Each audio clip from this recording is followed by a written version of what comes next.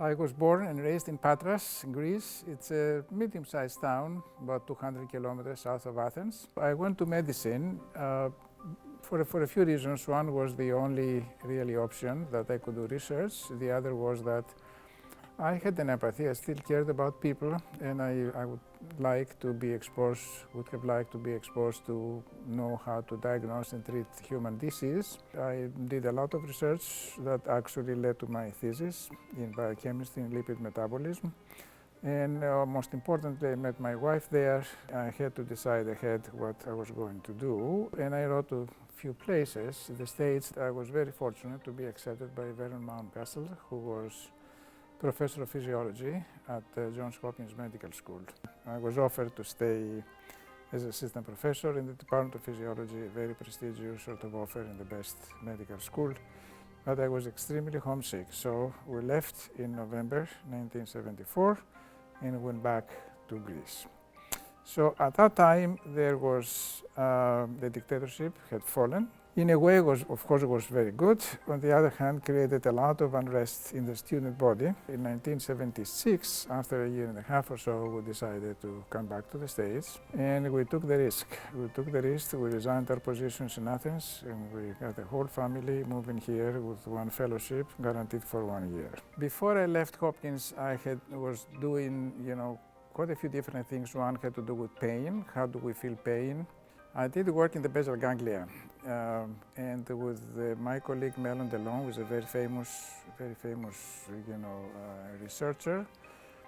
We discovered essentially the subthalamic nucleus, which is an area in the brain that is intimately involved in Parkinson's disease. And this is the place now that you do the deep brain stimulation to treat Parkinson's. In 1978, I was able to establish my own laboratory that made the early discovery, or a discovery of how the brain produces the movement, what is the nature of the brain signal that will lead to a movement, say, of the hand. Well, now this is the basis, it became the basis of what you call these days neuroprosthetics. How do you take signals from the brain and control amputees, robotic devices?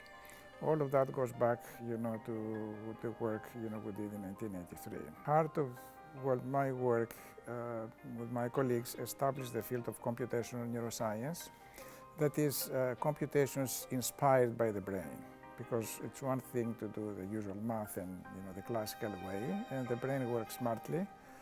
It has all kinds of shortcuts that you can get the same outcome much more efficiently, and this is a field that I helped establish. I had sort of 3 offers, one in Los Angeles in USC, another in New York University in the Washington Square campus, the Center for Neurosciences, and the other here. And came here, it was sort of very different. So at Johns Hopkins, it was a medical school, students all along. I was chairman of the Medical School Council, which was the faculty senate. So here we come mainly to the VA hospital and the University of Minnesota, much less vibrant environment, if you want, very nice, but so we had to adjust to that, but it was totally open. We were given a very unique instrument. Now the MEG, it's short for magnetocephalography, is a unique technology that records the magnetic fields of the brain. That to me was a dream because, for a human brain, it is non-invasive, it is absolutely safe, there's no magnet, there's nothing, you don't lose your credit cards. Very expensive, but it is just, you can look at the human brain on a millisecond by millisecond basis, and if you know how to interpret it, really you have a story. I was able to contribute gradually, not only to the healthy brain, how the brain works, but also to disease, what is wrong in the brain function in different diseases, and how can diagnose certain, they differentiate one disease from another, the classical ones, the Alzheimer's, etc., but, PTSD, post-traumatic stress disorder, depression, now with Gulf War illness. I'm a Regents professor at the university, which is a very, tremendous honor. And I have created not exactly a school, but I think all my fellows and students, they are all over the world, you know, as a tradition of excellence.